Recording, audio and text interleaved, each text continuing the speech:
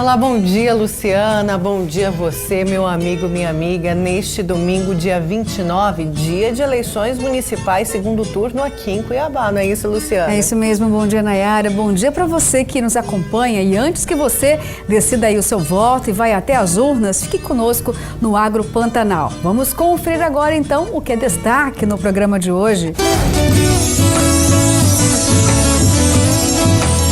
Produção de uva cresce em Campo Verde e clima ameno da cidade impulsiona investimentos. Eu investi na produção da uva, que outras culturas que todo mundo produz é fácil e nem todos sabem. Como eu já tinha um pouco de experiência, eu resolvi investir na uva, né? E tá dando certo também. O programa promete desburocratizar licenciamentos ambientais em Mato Grosso. No quadro Papo com Café, vamos conversar com o superintendente de Agricultura Familiar de Mato Grosso, Jorge Lima. O assunto é o MT produtivo. E o que falta é uma orientação técnica para levar esses mecanismos simplificados à agricultura familiar. Então nós temos esse papel também primordial e temos isso muito em foco, né? Vamos falar também sobre a elevação do custo da pecuária. Está bem salgada para o pecuarista. Eu tinha uma diária ali próximo de R$6, né? Hoje nós estamos fechando a diária já entre R$9 e R$10. Então um aumento muito expressivo que o próprio aumento da arroba, o aumento que nós tivemos na arroba não foi suficiente para cobrir todo esse aumento. E tem mais uma receita especial de dar água na boca no quadro Sabores do Cerrado.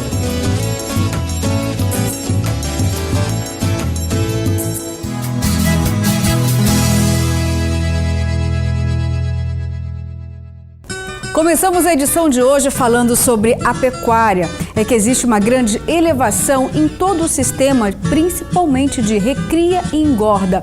A elevação dos preços dos insumos acaba afetando toda a cadeia. Vamos conferir então nessa reportagem especial. Na propriedade estão semi-confinadas 70 cabeças de gado. O sistema de manejo é de recria e engorda. Como o pasto ainda não se recuperou totalmente do período da seca, mesmo com o retorno das chuvas, os animais precisam ser alimentados várias vezes ao dia. O principal alimento é a ração, que é composta por cerca de 70% de milho. Este ano, o custo de produção para manter o rebanho gordo e saudável aumentou. Segundo o pecuarista, o preço dos insumos agrícolas para a suplementação foi determinante para o reajuste nos gastos. O meu gado confinado, que seriam os últimos 60, 90 dias, né? Eu tinha uma diária ali próximo de R$6, né? Hoje nós estamos fechando a diária já entre R$9 e R$10. Então um aumento muito expressivo que o próprio aumento da arroba, o aumento que nós tivemos na arroba não foi suficiente para cobrir todo esse aumento, né? Então nós estamos com uma margem hoje mais apertada do que nós tínhamos no início do ano. Outro fator que influenciou o custo de produção é o ciclo da pecuária, que valorizou o bezerro e provocou a retenção das fêmeas no rebanho. Com isso, houve a diminuição de abate de vacas nos frigoríficos. Final de ciclo pecuário, onde você tem uma escassez, uma retenção de fêmeas pela falta de bezerros. Então a gente que faz semi-confinamento e confinamento está com dificuldade de encontrar esses animais. Um aumento das nossas exportações, né, que foram impactados pelo aumento do dólar e também pelo aumento o número de mercados e também a própria quantidade que cada mercado vem comprando do Brasil. Então isso teve um aumento nas nossas vendas. Por outro lado, os nossos custos, essa reposição aí dos bezerros, encareceram bastante. De acordo com a Associação dos Criadores de Mato Grosso, o custo operacional total da recria e engorda apresentou a maior alta entre os 3 sistemas de produção no estado no terceiro trimestre deste ano. No comparativo anual, o crescimento foi de 26,25%, média de R$ 172 arroba. Já na cria, a média dos custos no terceiro trimestre teve aumento de 21,69% de todos os gastos do produtor. Que agora nós estamos com um sério problema de carne no mercado, faltando carne, exatamente porque a seca foi muito forte e nós temos então menos pastos. Então esse segmento ele teria que fazer a suplementação, mas ele não está capitalizado para fazer isso.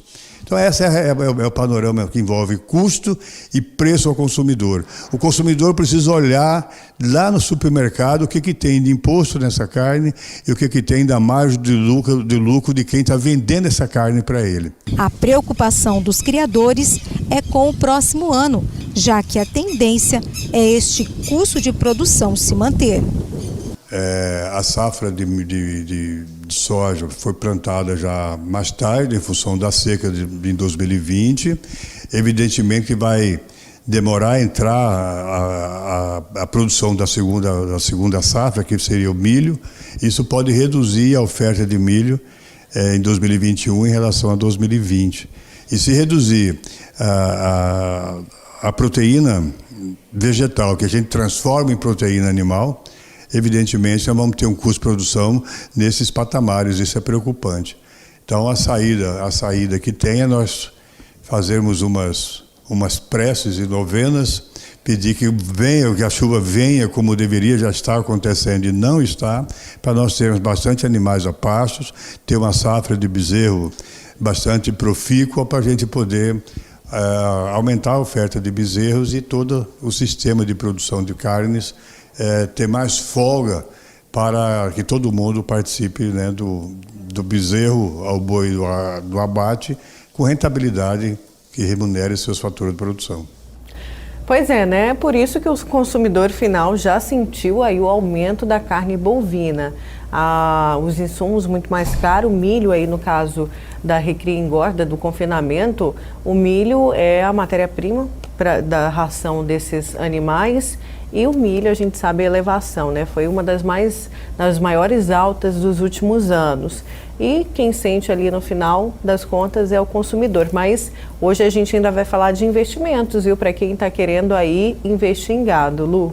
Claro, com certeza, né? Porque a gente não pode esquecer que mesmo diante de todo esse cenário, Nayara, o Brasil representa ainda uma produção de 15% de toda a proteína animal que é produzida no mundo, ou seja, é um impacto muito grande.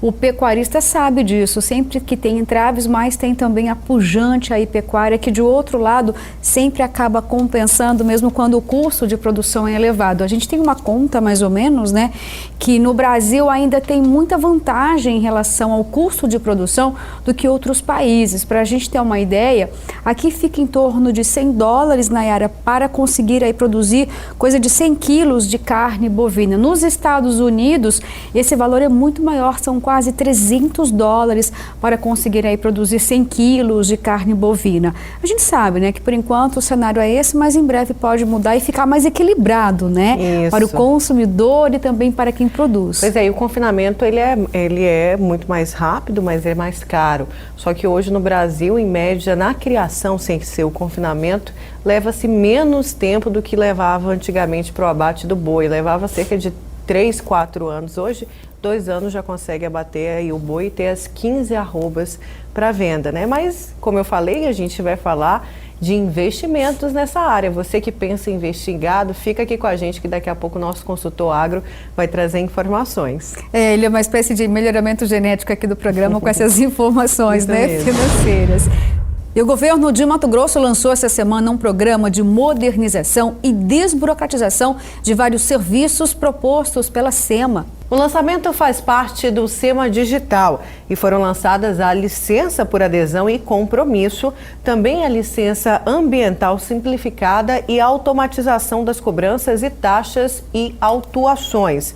O objetivo é dar mais agilidade às demandas do setor e facilitar a vida de quem precisa do serviço. Confira então na coletiva do governador Mauro Mendes. Esse projeto hoje lançado aqui, ele vai permitir que um grande número de atividades econômicas possam obter o licenciamento ambiental de forma muito rápida, muito célere, sem burocracia, né, fazendo com que essas atividades elas tenham a regularidade ambiental sem criar as grandes confusões e demoras que sempre foram muito presentes aqui no estado de Mato Grosso. O prazo máximo é de 30 dias, mas nós acreditamos que em 10 dias grande parte dessas licenças serão fornecidas, que vai ser um recorde absoluto, talvez até a nível nacional, em termos de licenciamento, com segurança, com transparência e trazendo todos os benefícios que essas licenças e que esses empreendimentos terão para Mato Grosso, no crescimento da economia, na geração de emprego, no desenvolvimento regional, e tudo isso é extremamente importante e vai ao encontro daquilo que nós queremos em Mato Grosso. Nessa área do agronegócio, Mato Grosso já é conhecido aqui em todo o país e já internacionalmente como uma potência do agro brasileiro e uma das regiões do planeta que mais produz alimentos e conserva o meio ambiente. Em relação aos demais estados, nós estamos caminhando para a vanguarda, sendo uns estados que têm uma melhor efetividade da sua política ambiental versus a legislação brasileira.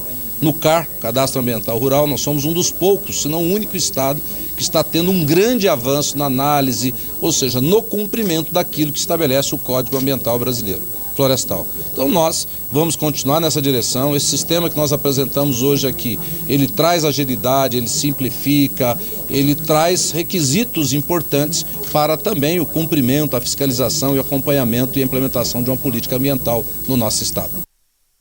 E o secretário adjunto da Secretaria de Meio Ambiente de Mato Grosso, Alex Marega, também falou sobre o lançamento desse programa. A facilidade, ele não precisa mais ir ao órgão ambiental, ele pode fazer isso tudo de forma online, acessando o sistema, ele cria lá um cadastro, gera para ele uma senha através do e-mail e toda essa comunicação é online. Ele não precisa vir à SEMA ou qualquer uma das nossas unidades regionais para fazer essa tramitação. O prazo depende muito dele. Se ele cumprir ali as condicionantes no momento do protocolo, a licença sai em questão de horas. A gente falou aqui em questão de dias, mas depois que o processo está formalizado, é só ele entrar, baixar o termo, assinar o termo, assinou o termo, a licença é emitida. Então é em questão aí de minutos ou horas para que essa licença possa ser emitida. Nosso objetivo é que até o meio do ano que vem, todas as licenças estejam automatizadas no sistema. Vai ter parecer, vai ter análise, mas todas as nossas licenças vão ser feitas sem papel, ou seja, sem processo físico. Todas online, com acesso à sociedade, com acesso ao Ministério Público e os órgãos de controle também. Pois é, né, Luciana? A gente viu aí, tomara não, vai dar muito certo, porque é o que estava faltando, modernizar o sistema que era tão burocrático e difícil, né? Quantas vezes tinha que ir lá pessoalmente para poder tirar licença ambiental, tirar taxa, multa, autuações, agora está muito mais fácil. E aí o governador falou do CAR, né, que Mato Grosso vem avançando cada vez mais nas licenças ambientais. Um outro pedido urgente do setor, a gente já mostrou aqui diversas vezes, inclusive uma cobrança da Empaera através da agricultura familiar, e o nosso desejo é que só continue avançando cada vez mais. Com certeza, como você mesmo disse, né, é um pedido aí urgente e antigo, né? Essa urgência não é novidade nenhuma, mas que bom então que o governo agora tem um outro olhar sobre todo esse setor, como o governador mesmo disse, Mauro Mendes, né, da importância do agro, da produção como um todo aqui para o estado de Mato Grosso. A gente só aguarda mesmo que o avanço seja real e os produtores cobram e cobram bastante. Quem sabe a gente deixa de falar aqui em relação a tudo aquilo que deixa de andar na SEMA há muitos anos. É muita burocracia, imagina, tem muita gente que deixa até mesmo na área de produzir, acaba mudando aí os rumos da área de investimento justamente porque não aguenta, acaba se afogando em um mar de burocracia. A gente tem que fazer esse estado andar, ser mais produtivo. Bom, e falando em produção, tem um setor aqui que vai de vento em popa. A gente falou agora há pouco mesmo, né, sobre a pecuária, e é um ano espetacular aí para a bovinocultura. A gente acompanha aqui essa alta exponencial do valor da arroba. E aí acende uma ideia aí para as pessoas que ainda não tinham até então interesse em investir na pecuária. Será que 2021 vai ter um terreno fértil para quem deseja investir na pecuária em Mato Grosso? E eu conheço alguém que pode responder melhor do que ninguém com muita propriedade. Olha só, vamos então conversar com o nosso consultor do Agro Orleans, Chica Chesky. Orleans, tem muita gente querendo aí investir em gado, inclusive arrendar terras. Vale a pena mesmo? Quais são as expectativas e projeções para os próximos anos? 2021 já está logo aí. E aí, vale a pena ou não investir em gado? Bom dia. Bom dia, Nayara. Bom dia, Luciana. Bom dia, nosso amigo produtor rural. E olha só, mais uma vez aqui vamos falar um pouquinho da bovinocultura, dos desafios e principalmente, né, desse lado positivo que tem sido aí por investidor em gado no último ano, e vamos entender se o ano que vem, de fato, a gente vai ter essa mesma performance. E as notícias são muito boas, Nayara, para o produtor rural, principalmente da pecuária, né? A gente deve ter sim uma elevação ainda alta no próximo ano, manter aí os preços a patamares históricos, porque nós estamos tendo uma grande dificuldade do setor em relação a repor esses animais que estão sendo abatidos.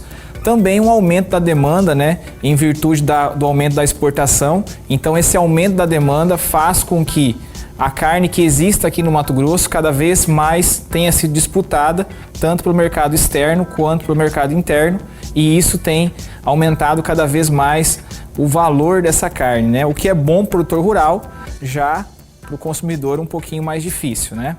Agora, Orleans, vale a pena arrendar a terra? Por exemplo, tem gente que não tem família aí, que tem fazenda, não tem a herança, e aí, mas fala o seguinte, eu quero mexer com gado. Tá valendo a pena arrendar a terra para poder criar o gado? Porque sem terra não tem criação, né? Olha só, Nayara, é importante essa pergunta porque tem muita gente aí que vai buscar investir na pecuária, né?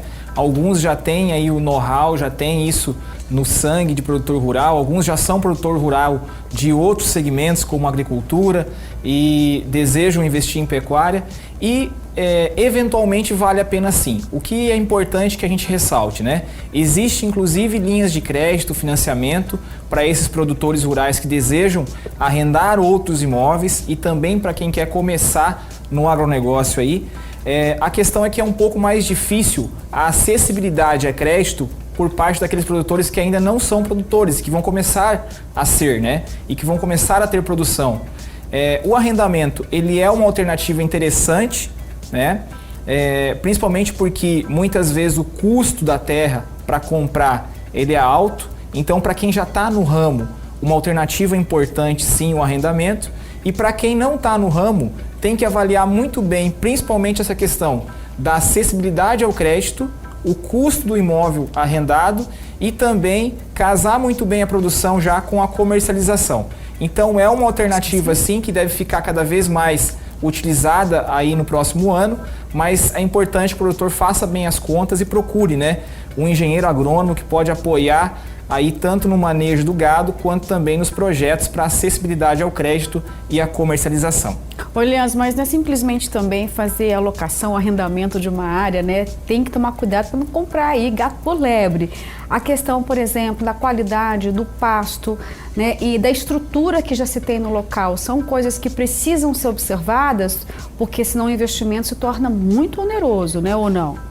Olha só, Luciana, é importante essa colocação sua porque existe aí a questão do transporte, existe a questão também da própria propriedade ter a estrutura necessária para que esses animais saiam de lá com uma qualidade na carne, saiam de lá direto para um abate com todo o potencial que ele pode ter. E é importante sim essa colocação que você trouxe, porque existe algumas regiões do Mato Grosso onde muitas vezes não há documentação e pode haver uma questão de embargo, até mesmo por parte de órgãos, né, regulamentares como o IBAMA, a SEMA e outros, né? E há também uma questão, principalmente de cuidado quanto ao fogo, né? Nessas regiões mais de fronteira agrícola, onde você pode ter uma pastagem até interessante, mas como são regiões com risco de incêndio, e aí é importante que o produtor que vai ingressar nesse mercado, ele entenda essa região e observe muito bem se essa fazenda tem a estrutura necessária, tanto para que esse gado ganhe peso e saia de lá para o abate com qualidade, quanto também essa questão da regulamentação ambiental e essa questão de riscos, né, para que ele possa minimizar os impactos de riscos em relação a essa propriedade. Olha, só para a gente encerrar rapidinho, você falou da questão da linha de crédito, isso é importante para quem quer investir. As facilidades também são as mesmas para um produtor rural já, para pagar no período mais extenso, com uma taxa de juros mais baixa, onde consegue-se essa linha de crédito quem quer investir em gado ou na própria agricultura em qualquer instituição bancária? É interessante, Nayara, que o produtor pode conseguir sim em várias instituições financeiras, mas se ele já é produtor rural, ele já tem acessibilidade ao crédito. Se ele não é ainda, ele vai precisar de um projeto, justamente com um engenheiro agrônomo, para mostrar que há viabilidade nesse novo investimento dele. E muitas vezes ele tem um pouco menos de acessibilidade para quem já é. Então, assim, as cooperativas de crédito oferecem várias linhas, os próprios bancos públicos também oferecem várias linhas, e sim, é possível que ele acesse ao crédito rural, assim como o outro produtor que já está nesse meio, com 10 anos, 15 anos, 5 anos, dependendo da linha, né, ali para ele poder pagar, e com taxas de juros aí que variam e começam a partir de 2,6% ao ano. Então há sim uma ótima oportunidade no crédito, mas é importante que ele tenha um acompanhamento técnico de um engenheiro ou de um escritório especializado aí em atender ao produtor rural. Obrigada, Orleans. Foi uma verdadeira aula aqui pra gente, né, Nayara? Eu tenho certeza que você aí em casa ficou até interessado, né? Se ainda não é pecuarista, quem sabe aí não pode ter uma vocação, um talento aí. Aprendemos aqui sobre as questões de arrendamento e até a possibilidade, né, de mais crescimento nessa área, porque com certeza Mato Grosso tem um solo muito fértil para a pecuária, não é em vão, né? Bom, mas agora a gente vai para o nosso Giro Agro. Mato Grosso garantiu por mais um ano o maior valor bruto de produção agropecuária de 2020. O faturamento da porteira para dentro deve fechar o ano em 156 bilhões e 26 milhões de reais, recorde de toda a série local. Além de se manter líder por mais um ano, à frente de São Paulo, o saldo estadual é de 28,92%, superior ao contabilizado em 2019.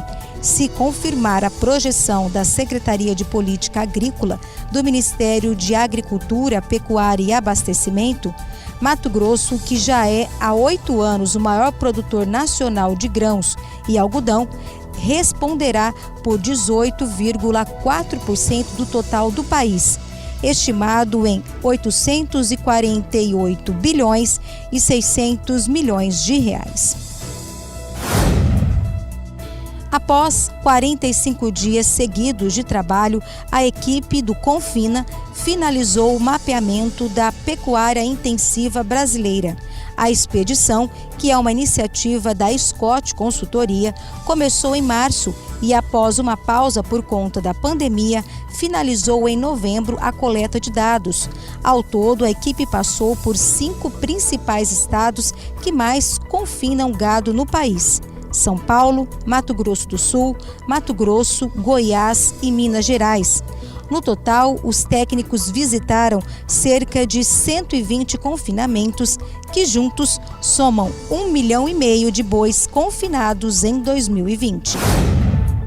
O Ministério da Agricultura e a Confederação da Agricultura e Pecuária do Brasil lançaram a plataforma digital de registro e gestão de tratores e equipamentos agrícolas, batizadas de ID Agro. A ferramenta foi criada em parceria do Ministério com a CNA e permite que tratores e equipamentos agrícolas sejam registrados gratuitamente. Agora, para fazer o registro, é preciso se cadastrar no aplicativo ID Agro. Caso o equipamento seja novo, a própria concessionária faz o registro e o vincula ao produtor que comprou. No caso de máquinas usadas, o produtor deve levar a nota fiscal e fazer o registro em alguma concessionária autorizada. Vamos para um breve intervalo e na volta o Agro Pantanal vai falar da produção de uva em Mato Grosso. É já já.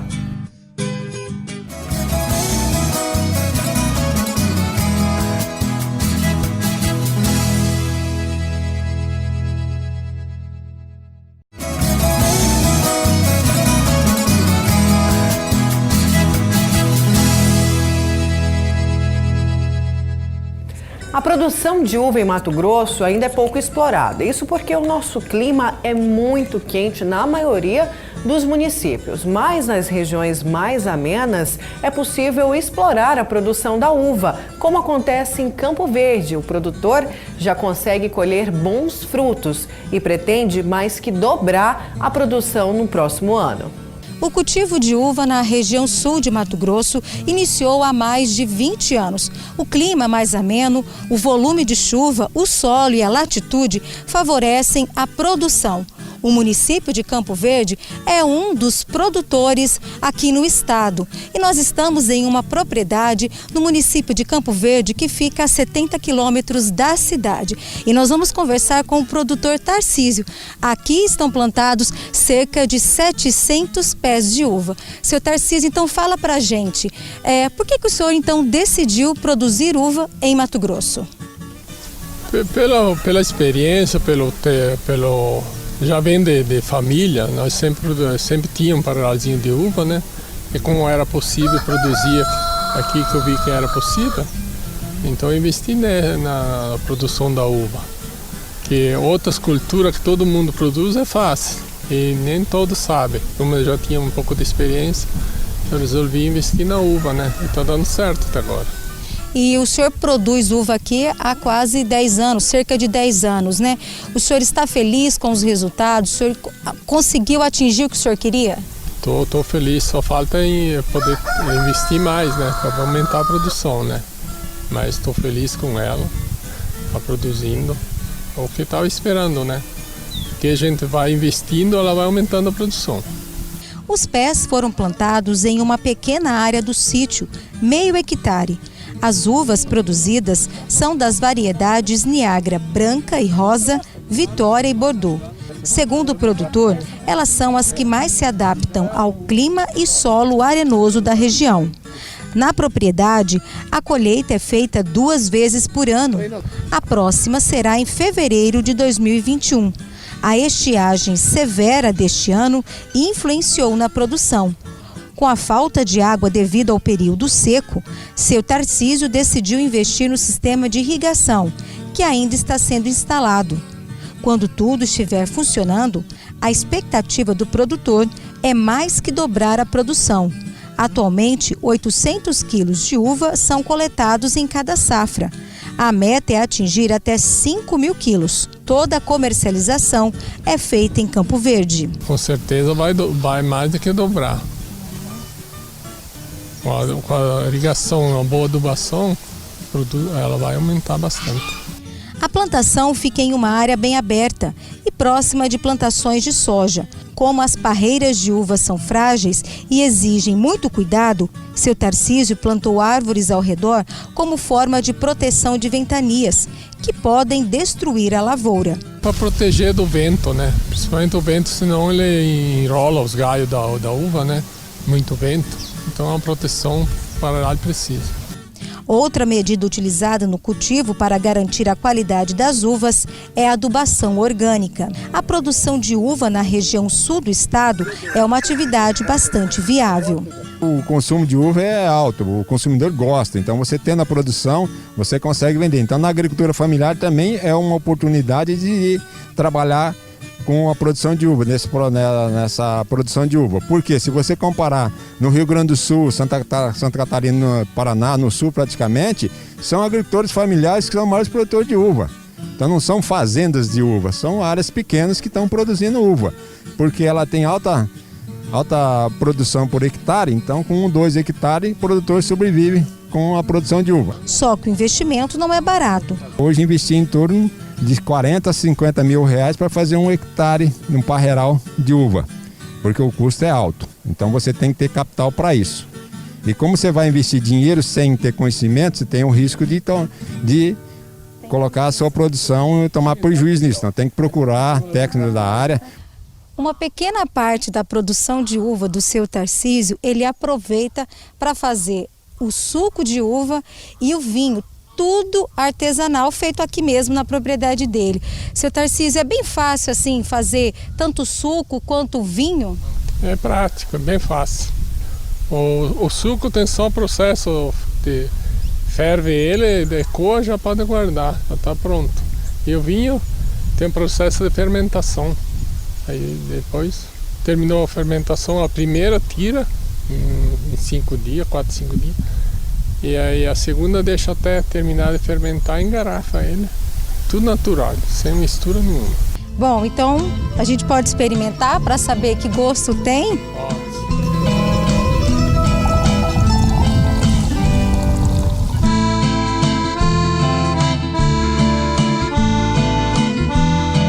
Nossa, realmente, muito, muito, muito saboroso, seu Tarcísio. Doce, leve, que o senhor tem dois, né? 2 tipos de vinho, né? Tem a Niagara e a Bordeaux. E qual que a gente vai experimentar, então? Vamos experimentar a Bordeaux, né? Que é um vinho próprio.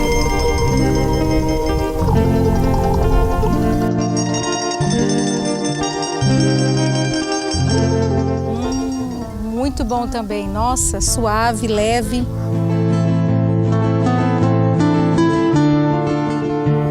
Nossa, uma delícia. Muito, muito bom mesmo.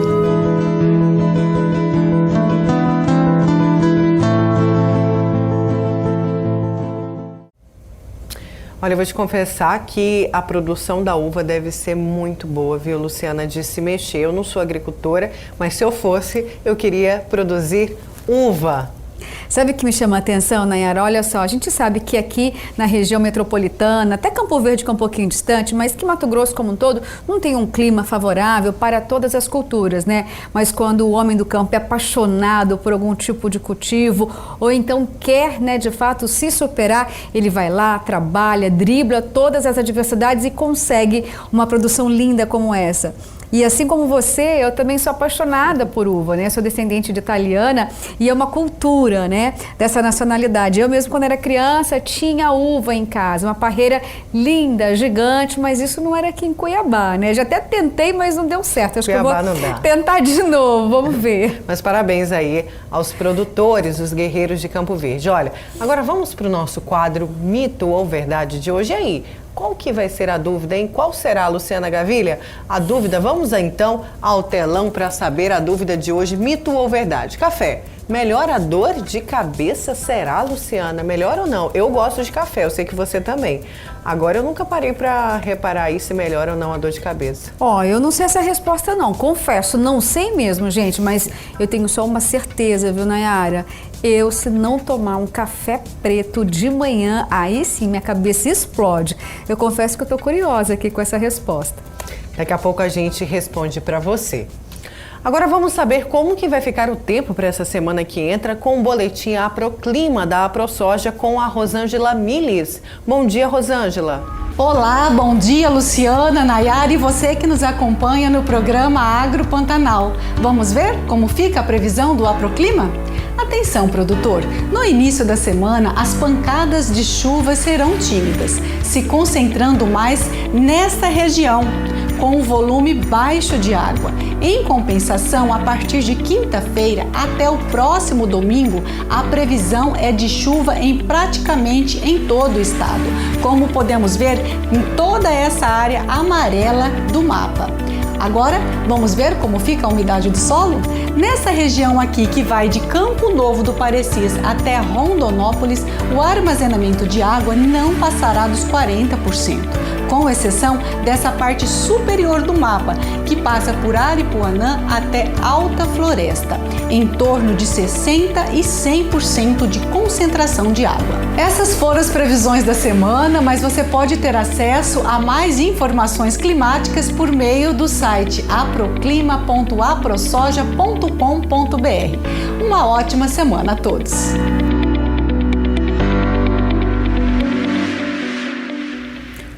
Tem uma notícia muito interessante aqui para o nosso estado, hein? É a integração entre lavoura e pecuária. O resultado, gente, é surpreendente em relação ao significado que traz para as áreas degradadas. A redução é imensa. Para a gente ter uma ideia, apenas aqui no estado, significaria o tamanho praticamente do Reino Unido. A repórter Ieda Magossi traz os detalhes. Bom dia, Nayara. Bom dia, Luciana. O estudo foi feito pela Universidade Federal de Goiás e aponta a redução no número de propriedades com áreas de pastagem com degradação severa e moderada. Esse estudo foi feito entre os anos de 2010 a 2018. E quem vai dar mais detalhes sobre este estudo é o consultor técnico aqui da Acrimate. Amado, então explica para a gente mais detalhes sobre esse estudo, que de fato ele analisou, quais foram os resultados exatamente?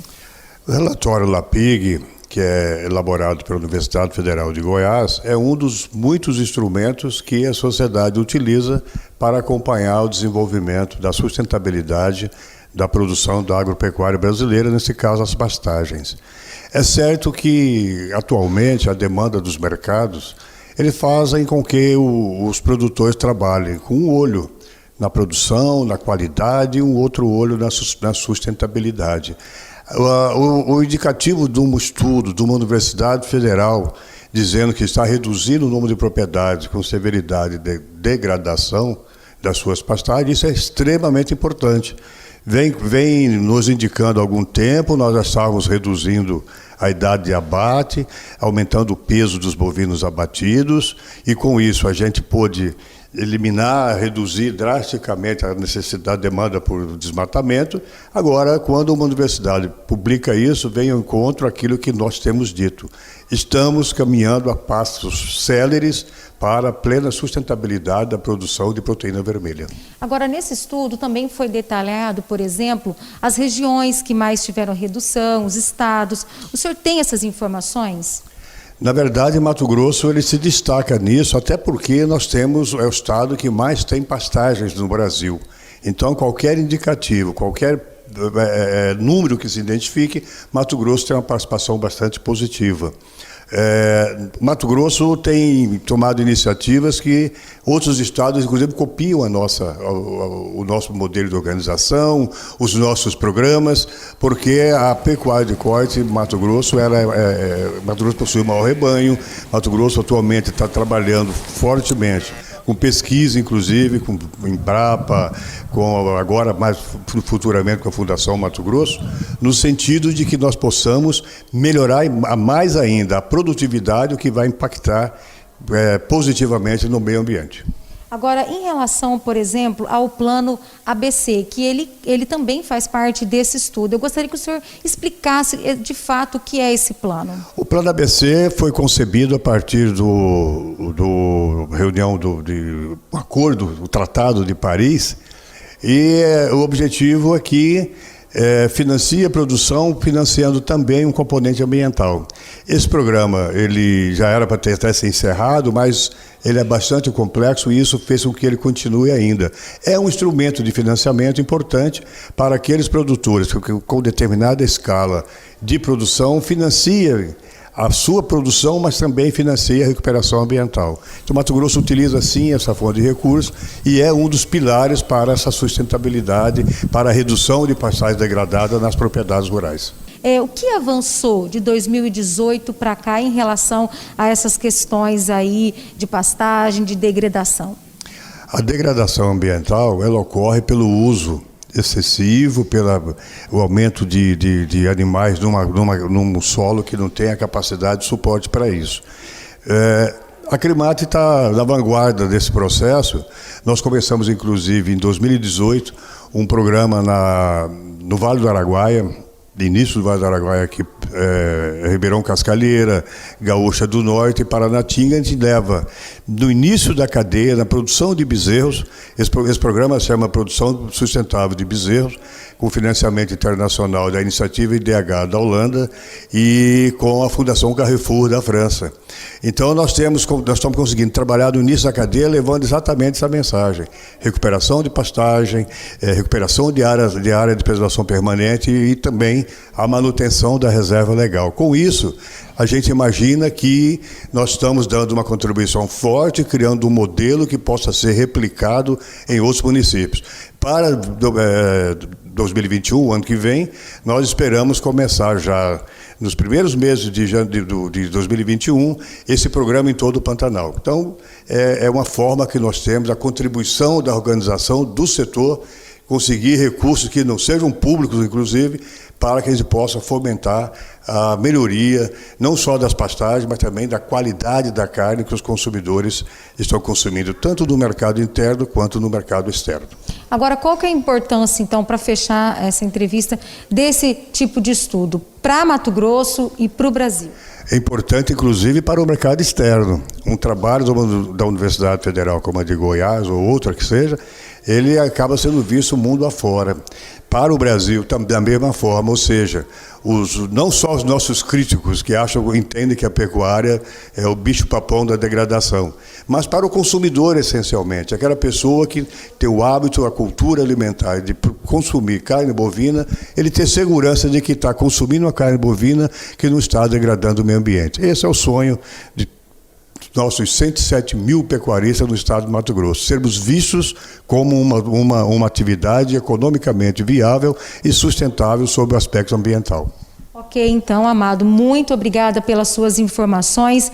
E é isso, né, Nayara e Luciana, essa preocupação sempre, né, com a conservação, mas também com o lado econômico, que é tão importante, né, para todo o estado de Mato Grosso e também para o Brasil. Ô Pinheda, com certeza, né? Sustentabilidade é a palavra de ordem. A gente encontrar aí um equilíbrio entre o lucro, a produção e o meio ambiente é um dever não só do agro, viu? De todos nós, de todos os segmentos produtivos desse país.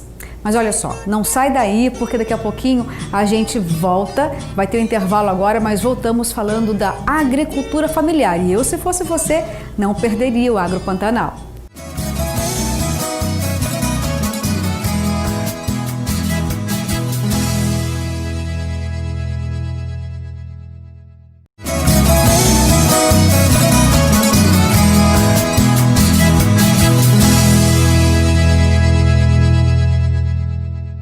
E agora chegou o momento do Agro Pantanal falar diretamente com a agricultura familiar. Muitas vezes esse segmento cobra das autoridades, principalmente aqui do governo de Mato Grosso, mais atenção, como acesso a crédito, titulação de terras e programas que possam levar até mesmo implementos e tecnologia para alavancar a produção. Tudo isso nós vamos falar agora no nosso Papo com Café.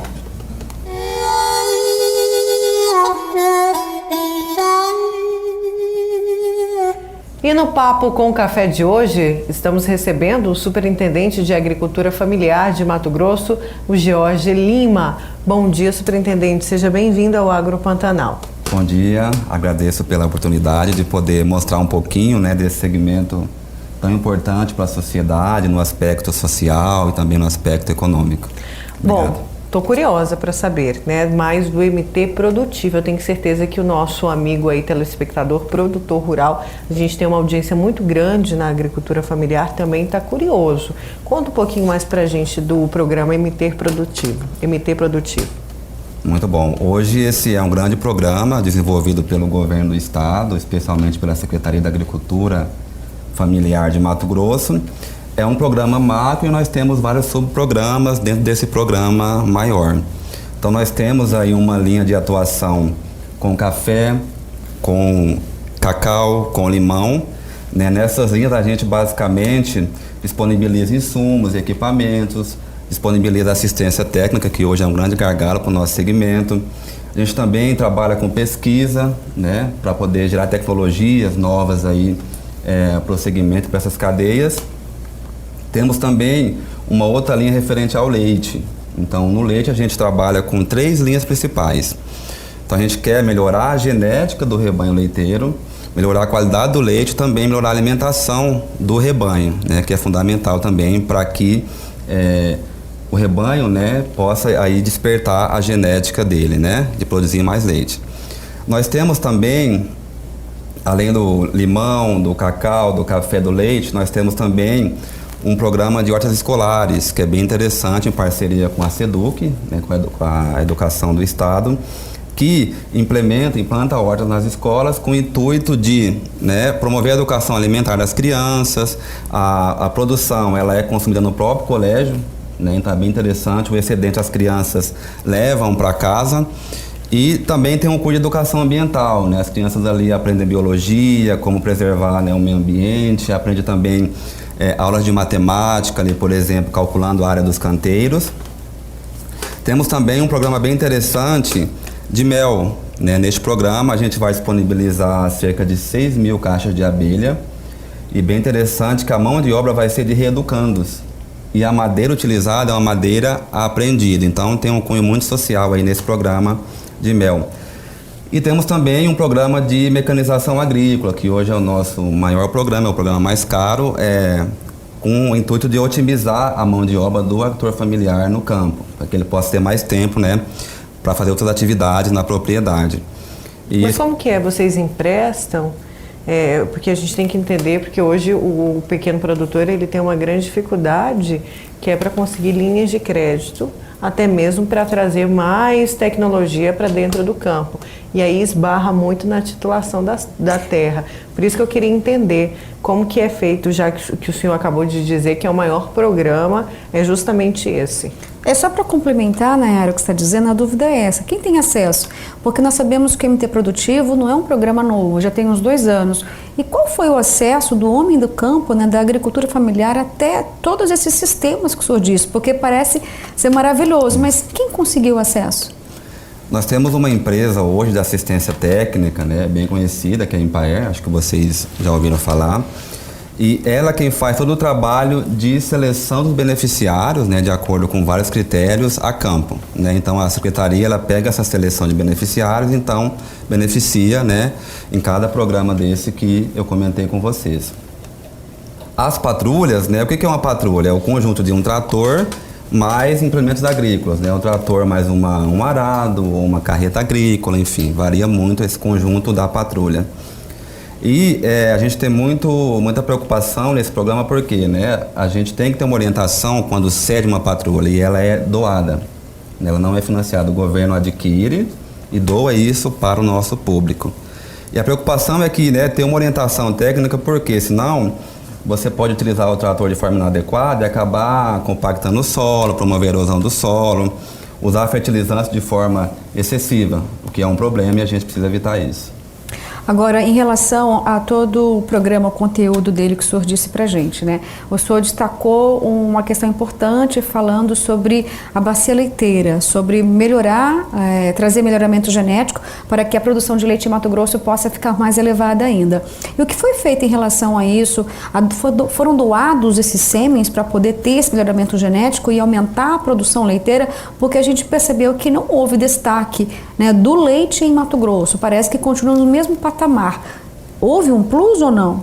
Então, é um programa recente, né? A gente não tem ainda resultados, né, grandes, até porque não é um programa tão antigo, né? Então, nessa linha de melhorar a genética, nós trabalhamos com 3 frentes. Disponibilizando sêmen, embrião e vamos agora lançar uma linha já disponibilizando a novilha prenha. Então, você tem um ganho aí temporal na genética do rebanho leiteiro em relação ao sêmen, né? Nessas três linhas aí de melhorar a genética.